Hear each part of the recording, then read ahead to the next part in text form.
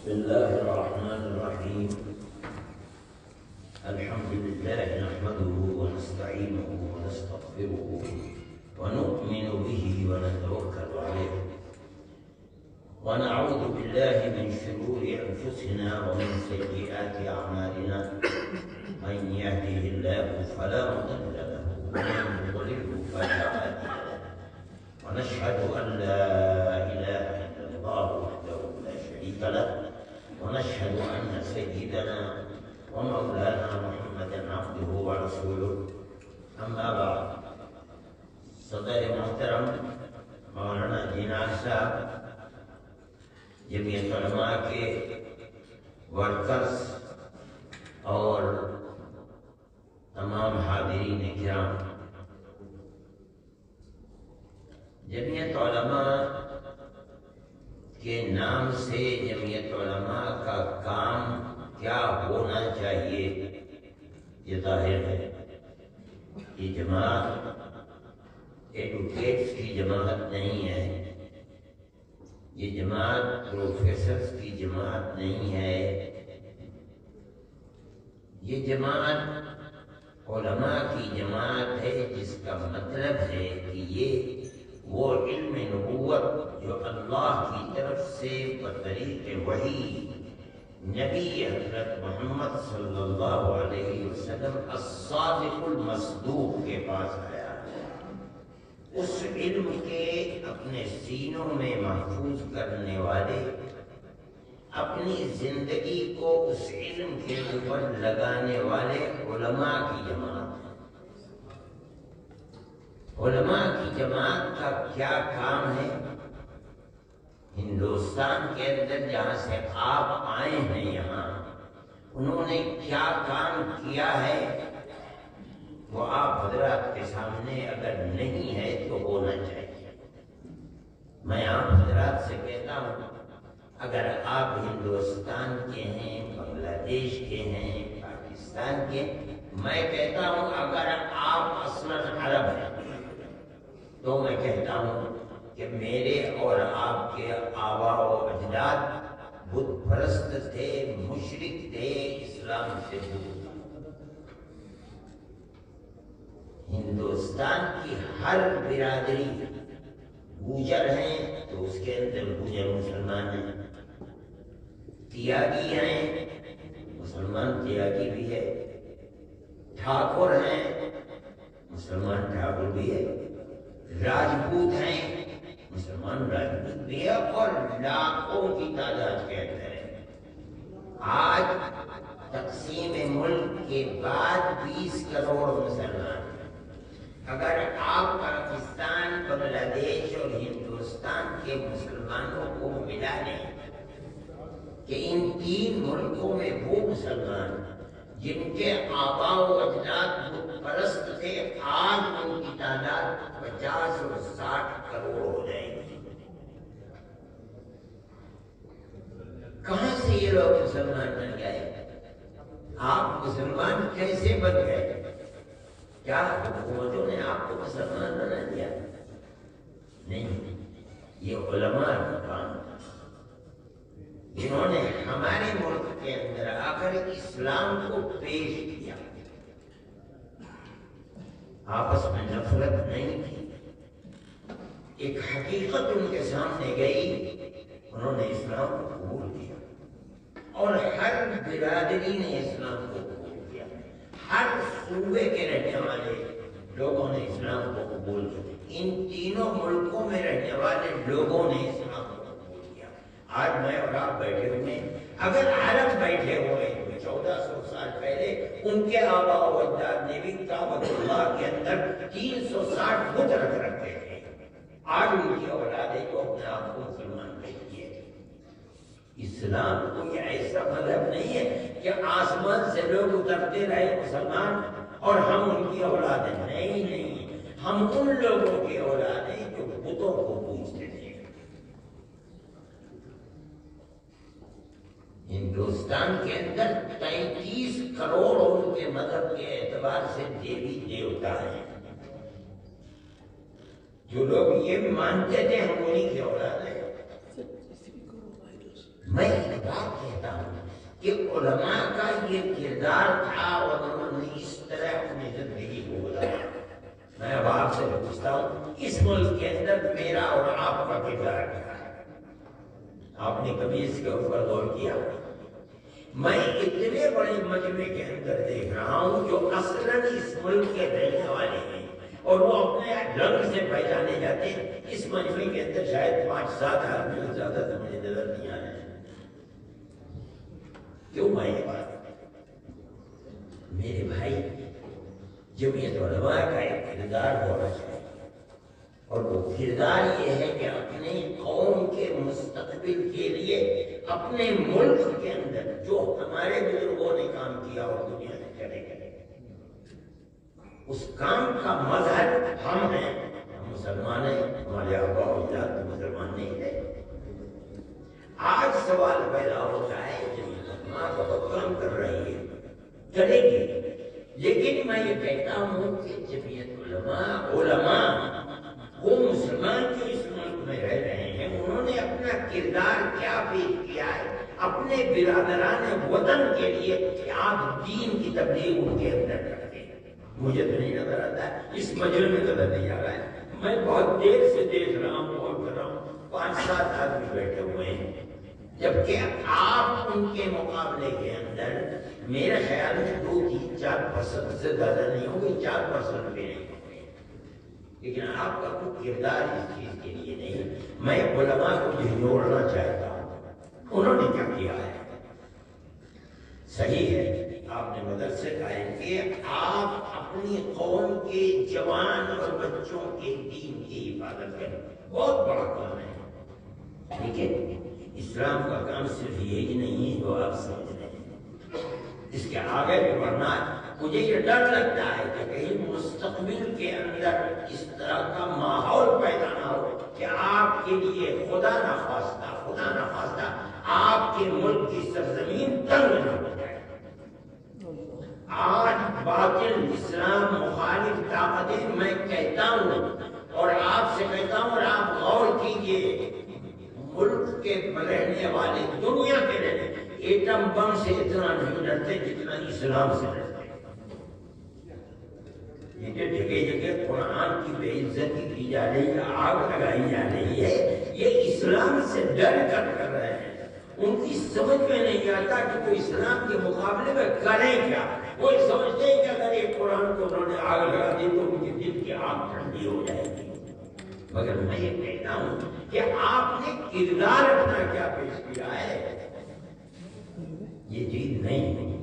اور اگر خدا نخواستہ یہ جو چیز ہے کہ اسلام سے لوگ ڈرتے ہیں اور بہت ڈرتے ہیں، اگر یہی چیز آپ کے ملک میں اگر آپ نے کام نہیں کیا، لوگوں کو صحیح اسلام سے روشناس نہیں کیا، پہچنوایا نہیں آپ نے اسلام ہے کیا چیز، اتنی بڑی اکثریت کے مقابلے میں آپ کا وجود مچھر کی طرح اڑ جائے گا اور آپ کچھ نہیں کر پائیں گے۔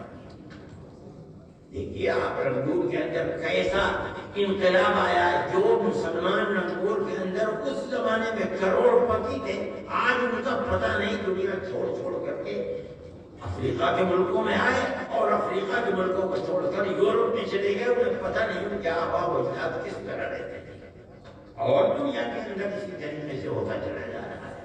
میں جس ملک کے اندر آپ کے ملک سے ہندوستان سے آیا ہوں، میں جانتا ہوں کہ آپ اسلام کی تبلیغ اس ملک میں نہیں کر سکتے، نہیں کرتے اسلام کی تبلیغ، جو کرے گا اس کو جیل میں ڈال دیا جائے گا۔ آپ کا مستقبل اس ملک کے اندر کیا ہوگا آپ نے کبھی نہیں سوچا۔ میں یہ کہتا ہوں جمعیت علماء کی جماعت، علماء کس کو کہتے ہیں؟ وہ وہی ہے جو علوم نبوت کو اپنے سینے کے اندر لیے ہوئے۔ نبی کریم علیہ السلام کی زندگی کیا تھی اور خود ابو بکر کی زندگی کیا تھی اور عمر کی زندگی کیا تھی؟ جب ارتداد کا مسئلہ اٹھا، حضرت ابو بکر صدیق رضی اللہ تعالیٰ عنہ کی تلوار نیام سے باہر ہے۔ حضرت عمر جیسے آدمی کی ذہن کے اندر یہ بات نہیں آتی تھی کیسے ان لوگوں کے ساتھ قتال کیا جائے۔ ان میں ایک جماعت ایسی تھی جو کہتی تھی اشہد ان لا الہ الا اللہ وان محمد رسول اللہ، لیکن ابو بکر اس کے اوپر راضی نہیں ہے۔ وہ چیز جو نص قطعی سے ثابت ہوئی ہے، اگر ایک چیز کا بھی انکار کر دیا مومن نے تو گویا کہ سارے دین کا انکار کر دیا۔ کیف تقاتل الناس یا ابا بکر وقد قال رسول اللہ صلی اللہ علیہ وسلم أمرت أن أقاتل الناس حتى يشهدوا أن لا إله إلا الله وأن محمدا رسول فإذا قالوها عصموا مني دماءهم وأموالهم۔ أبو بكر عليه أجبار في الجاهلية وخوار في الإسلام أينقص الدين وأنا حي؟ اسلام کے اندر کمی کی جائے اور ابو بکر زندہ رہے نہیں ہو سکتا۔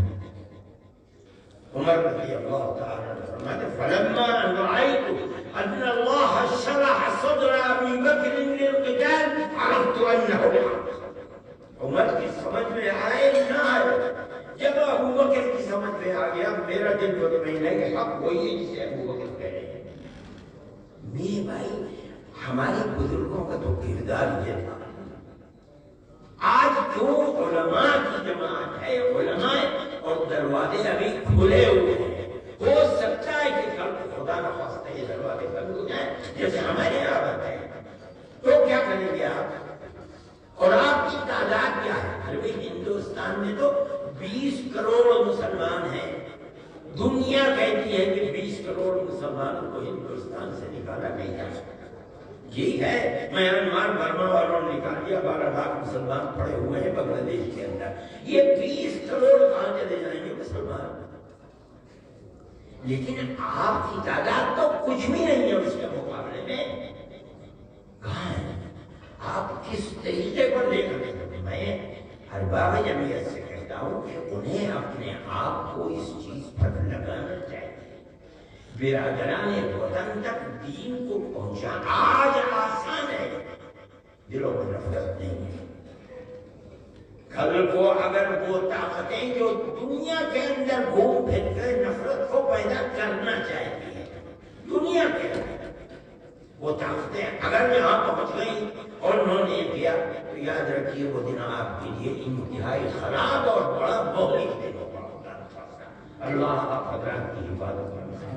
اس لیے مجھے آپ نے دعوت دی ہے، ہو سکتا ہے میری یہ بات آپ کو گوارا نہ ہو اور آپ یہ سمجھتے ہو کہ میری یہ بات مناسب نہیں، مگر میں یہ کہتا ہوں کہ آپ کا فرض ہے۔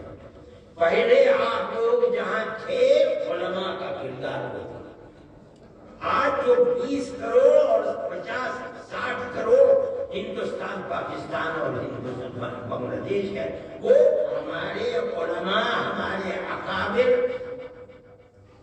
جو تقریباً 1000 سال سے ملک کے اندر کام کر رہے ہیں، ان کی محنتوں کا نتیجہ انہوں نے اسلام کو پیش کیا۔ ہمارا یہ کام ہے، علماء کے لیے میں کہتا ہوں جمعیت العلماء ہے، اس لیے ان کو اس چیز کی طرف توجہ دینی چاہیے۔ جمعیت علماء کو خاص طریقے کے اوپر اپنے پروگرام بنانے چاہیے، اور وہ قومیں جو آپ کے یہاں آباد ہیں اور اسلام سے روشناس نہیں، ان کو روشناس کرنا چاہیے۔ دین کے اندر اکراہ نہیں، دین نام ہے، دل مطمئن ہے آپ کا، آپ دین کو اختیار کر لیں، آپ اس دین کے ماننے والے ہو جائیں گے۔ بزور و زبردستی آپ کسی کو کسی دین کا پیروکار نہیں بنا سکتے۔ اسلام کو پیش کیجیے، آپ کے پاس ایسے لوگ بھی مل جائیں گے، خود ایسے لوگ جو آپ کے ملک کے رہنے والے ہیں، برادران ہیں، آپ رنگ سے پہچانے جاتے ہیں۔ افریقہ کے اندر بے شمار ممالک ہیں جو مسلمان ہیں، وہ لوگ آپ کے ساتھ ملیں گے۔ آپ اپنی ملکی مصلحتوں کی بنیاد کے اوپر آپ کام کیجیے، آپ کو میں سمجھتا ہوں کہ اللہ کی طرف سے آپ کی نصرت ہوگی۔ اصل کام آپ کا یہ ہے۔ جمعیت علماء کا کام سیاسی کام نہیں ہے۔ ملک کی آزادی سے پہلے ہمارے اکابر سیاست کے اندر لگے ہوئے تھے، ملک آزاد ہو گیا، ہمارا مقصد پورا ہو گیا۔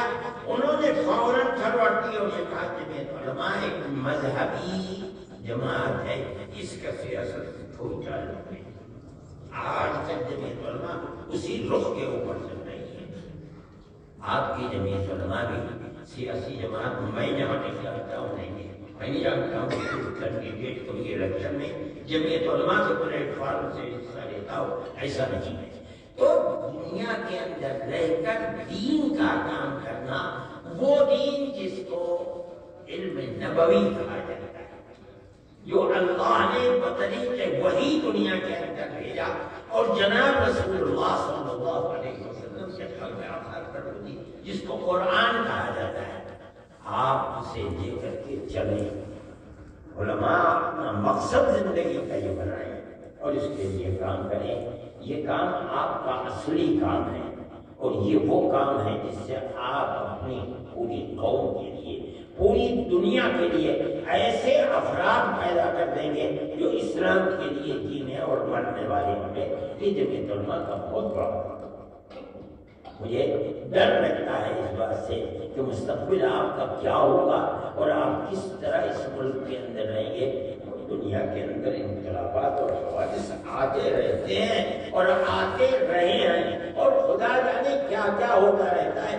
ملکوں کی حدود اربع بدلتی رہتی ہے، کوئی چیز دور نہیں ہے۔ اس لیے آپ اس چیز کو لے کر چلیں، اگر نہیں لے کر چلیں گے تو آپ کو پریشانی۔ آج خود دنیا کا نقشہ بدل رہا ہے۔ ہندوستان، آپ کے اس ایشیا کے رہنے والے ملک جس سے آپ لوگ یہاں آئے ہیں، ان کا مرکز پہلے امریکہ اور یورپ، ان کی طاقت کا مرکز اسی طرف جاتے تھے، آج بدل گیا۔ آج وہی عرب ممالک جا رہے ہیں روس کی طرف، چائنا کی طرف۔ ہمارے یہاں G20 کا اجلاس ہو رہا ہے، اس کے اندر سب لوگ جمع ہیں، لیکن آج ان کی سیاست کا جو مرکز لگ رہا ہے کہ اب ادھر سے ادھر کے ادھر ہو رہا ہے۔ عرب کی دولت عرب کی چائنا کی طرف جا رہی ہے۔ آج یہ انقلابات و حوادث ہیں۔ کل اگر خدا نہ خواستہ آپ کے اس ملک کے اندر ہوئے، کون ہے دنیا کے اندر جو آواز اٹھائے گا؟ میں کہتا ہوں جمعیت علماء کے اصل صدر صاحب بھی بیٹھے ہیں، سیکریٹری صاحب بھی بیٹھے ہیں، اور یہ لوگ دارالعلوم کے فیضیاب ہیں۔